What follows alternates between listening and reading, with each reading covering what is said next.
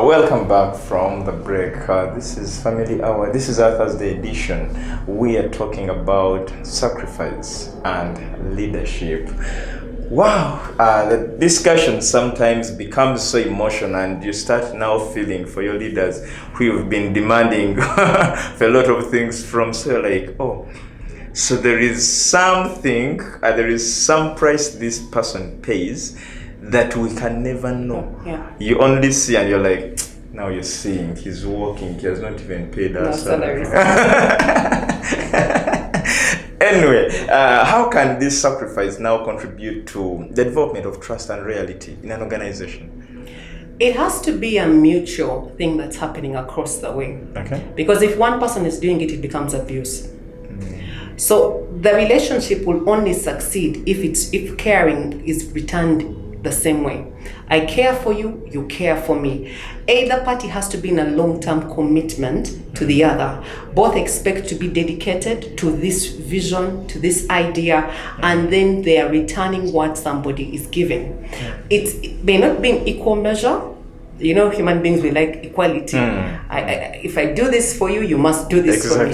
If I give you flowers on Valentine's, I expect a bigger rose, a bigger bouquet. On my birthday. Yes. So this is a quid pro quo. It's a give and take. Give and take on both sides. But you see, the trick now becomes for a leader to nurture that. Because you can't, you're now working to deal with mindset change, culture change. You're dealing with people who have trauma coming in. You're dealing with all sorts of people in the entity. And so you begin to meet them at their different levels and their different needs. And when you learn to do that, you will win from them. I'll give you an example. I lead a women's ministry and I have a leadership team. And they are very different characters. They are very different characters. And there are sometimes I'm extremely frustrated. I want to pull out my hair. I want to do certain things. But I also have to remember that these people are not paid. These people are giving of themselves, to the best of their knowledge. And sometimes God has to pull me back and say, take the person at a slower pace. You're too fast. By nature, I'm too fast. I run ahead. You know, when I finish speaking, somebody says, Diana speaks only to bright students. And that's the comment I've gotten this year, which is really sad. Because it's a report card for me that I take everybody at a really fast pace. And that's the nature of who I am. But there are things where, especially people who you're working with or mentoring, you have to slow down. You have to slow down and walk at their pace. I learned this lesson this year when, we onboard mentees into the program. And I was walking and I needed to meet my mentee that day. But I was coming from program to program to program to program. Now I hadn't locked in my exercise goal for that day. And I figured this is a good opportunity. So I said, we are meeting after this program since we are all involved in the program. We shared the program together. And then I said, now we're going to take a walk. We're going to take a walk together. And I began to walk. And I remember looking at my watch and saying, this is the slowest walk I have had for 1 kilometer. I've never got such a result.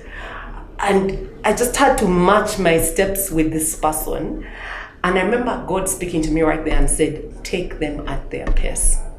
Don't take them at your pace. And I said, what a way to teach me how to mentor in this moment. Because you think you know, and the leader usually knows more per se, more leaders. More likely than not, if they are put in the right place, they're the right fit, they will probably know something that you don't know. And their eye view is different from everybody else.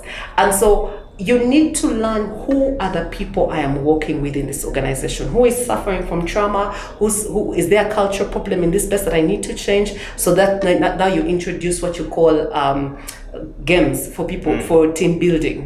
Then that will help with the culture.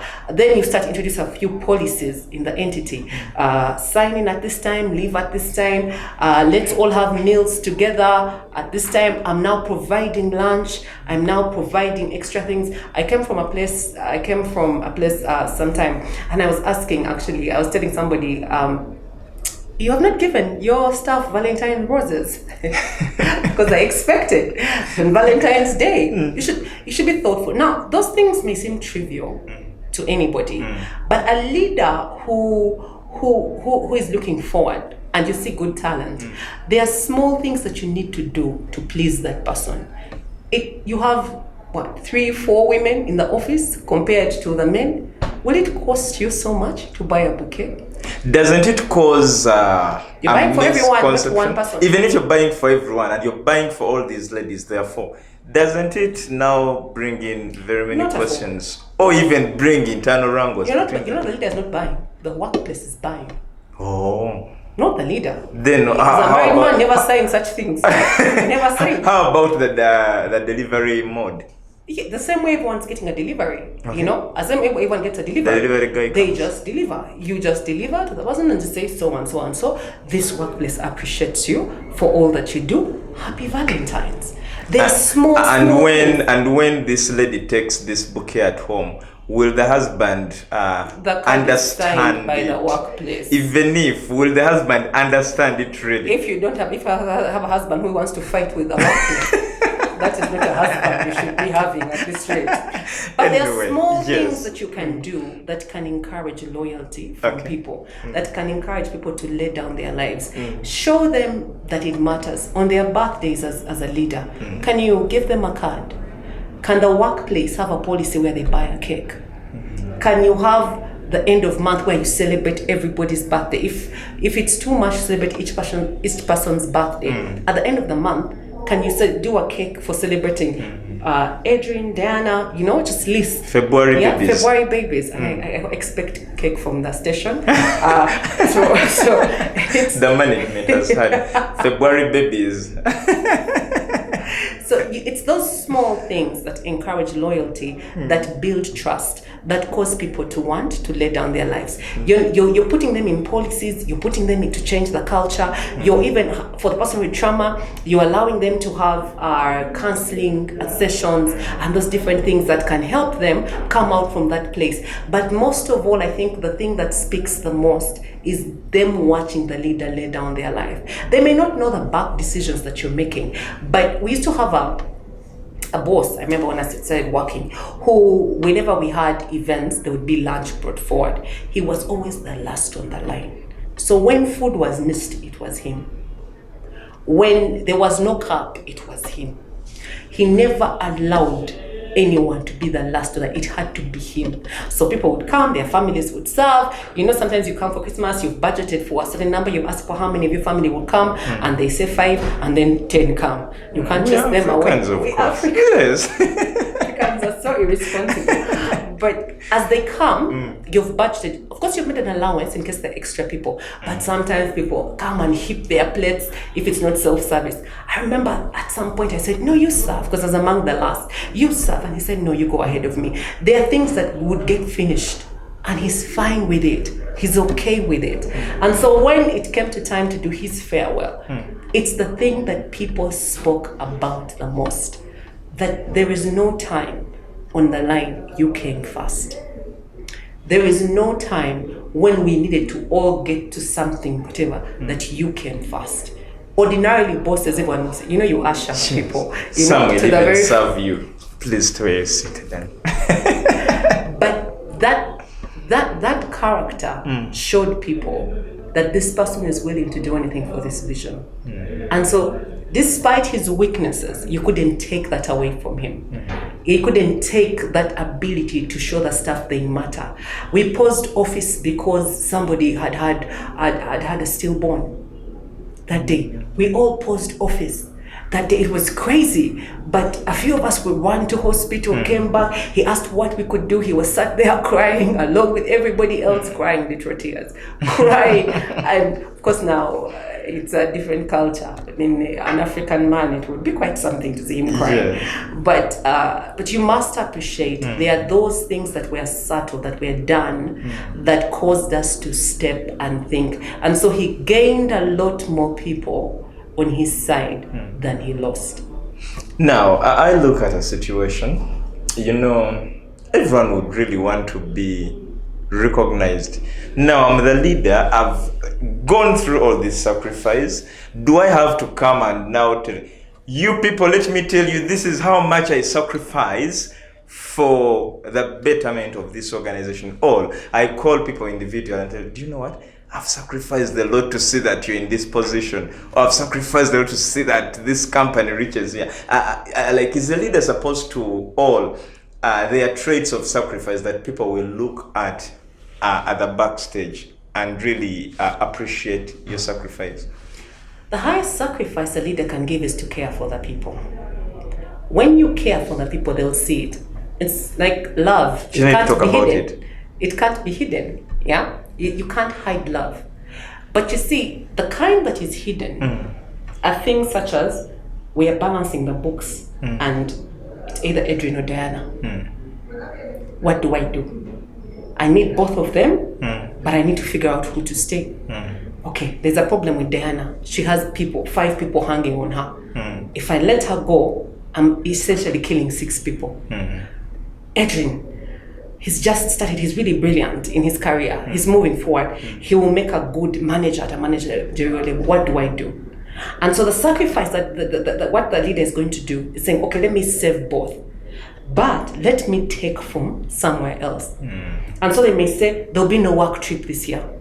And everybody will quarrel, but they will never know that the reason there's no work trip is that they needed to save Diana for a few more months.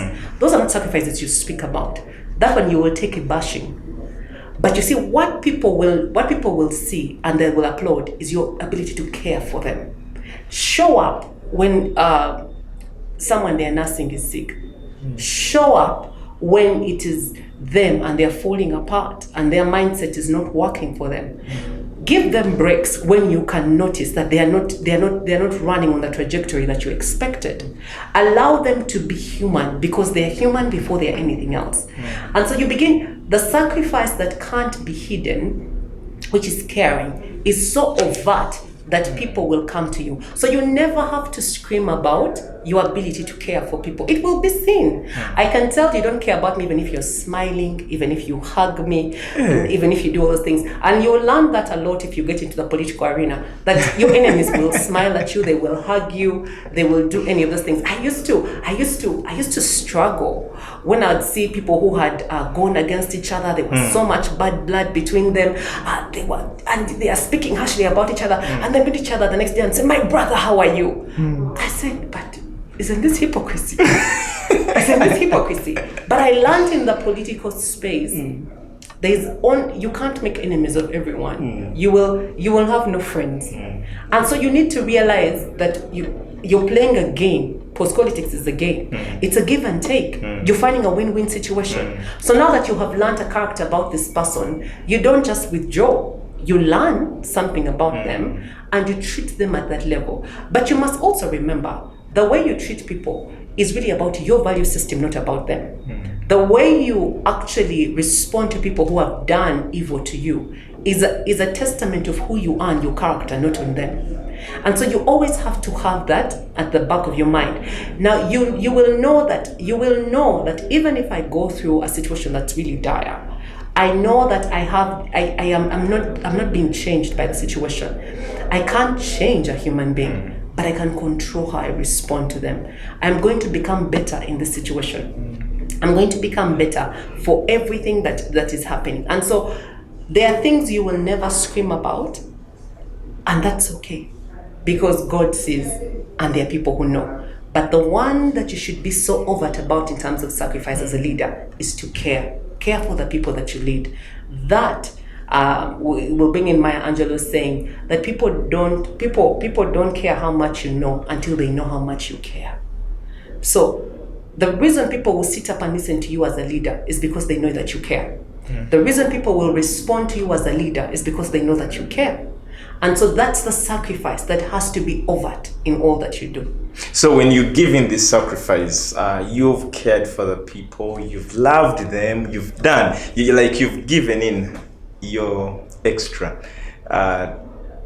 You've done a lot for them. How does this inspire how does it inspire organizational growth? And I mean, is there a way it can motivate people to work even harder? I look at someone who is performance-wise lazy, if I can use that word. lazy. They are lazy performance-wise. Is there a way that when you sacrifice, or when you sacrifice for them, you do a lot? Is there a way it can motivate them to double their efforts?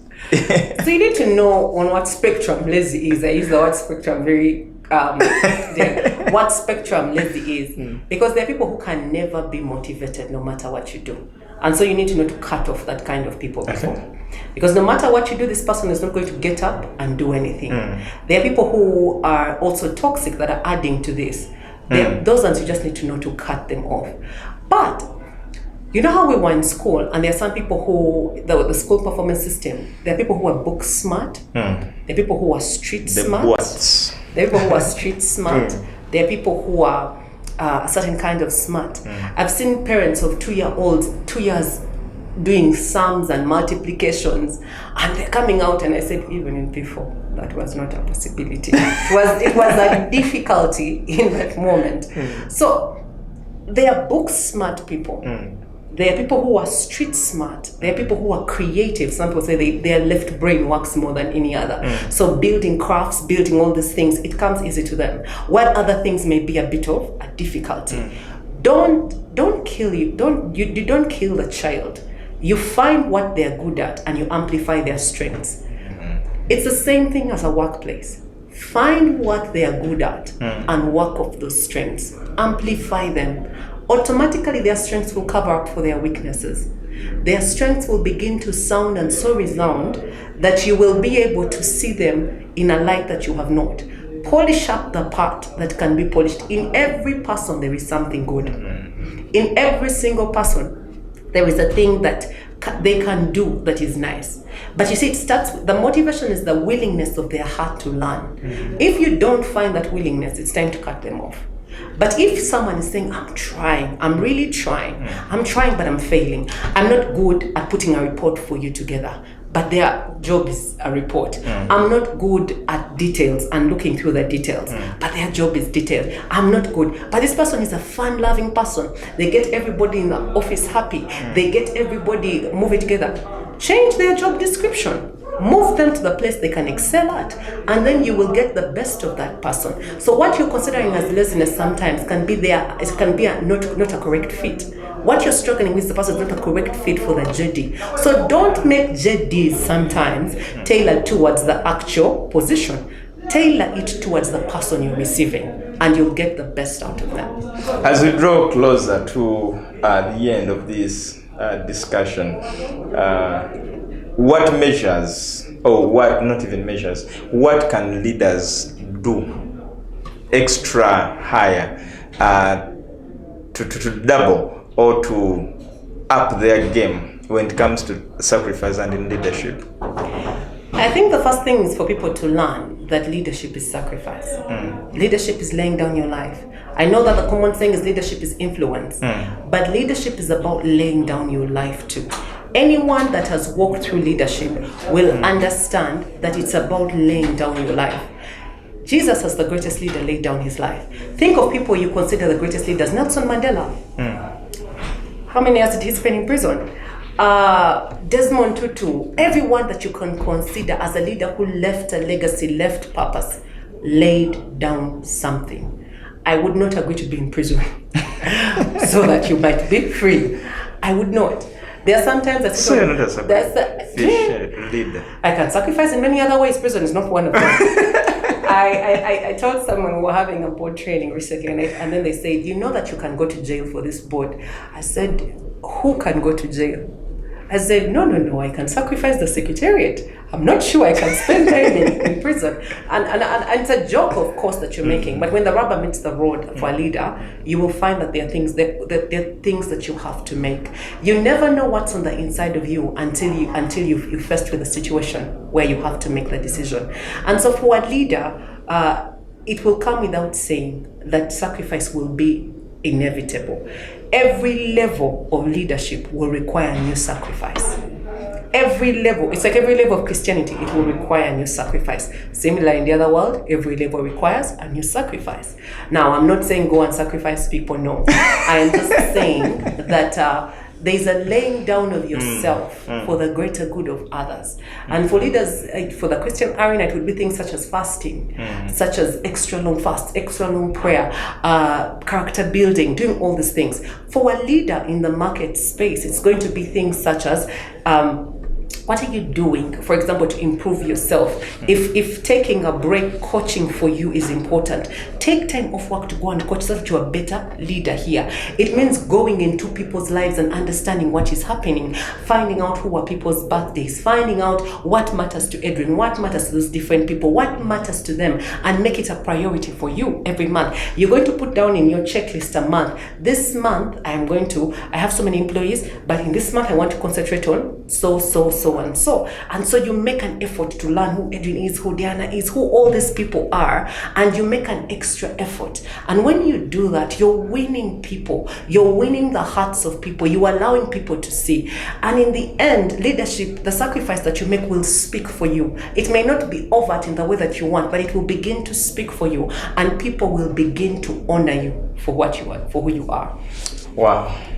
Now that you're sacrificially, you can sacrifice your birthday cake. I don't think that is sacrifice. It's not for the good of others. Remember, we started it has to be for the good of others. It is for the good of some of us. How is it good for you? I mean, I still need a birthday cake. Okay, for starters, where is the one you had organized? I think we first eat that one, then we shall have this one at the end of the month. Africans. February babies. Africans. They are the same. Thank you so much, Dan, and thank you so much, our viewer. Tugenda kulya cake. For you, I don't know, but thank you so much for watching. Yeah, indeed. This has been an eye-opener. Before you crucify your leader, think about what they go through, the sleepless nights they have as they're trying to see that you become a better person. I've worked with Brinko, Momuza, Norman, and very many other people out there. And from the entire team, it's a good night. We meet again tomorrow.